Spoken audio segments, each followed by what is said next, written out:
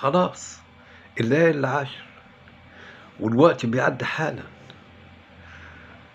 كن حريصا على نفسك، على أن يغفر الله لك ذنبك، على أن تقيم ليلة القدر إيمانا واحتسابا.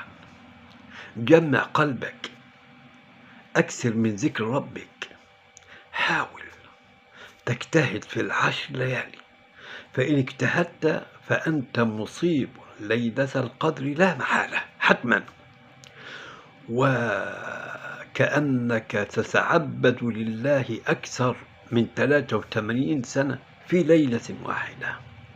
جمع أولادك، زوجتك، عشان ربنا يصلح حالك ويصلح حال الأمة.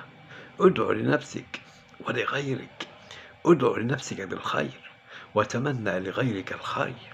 أخرج صدقة، اذكر الله،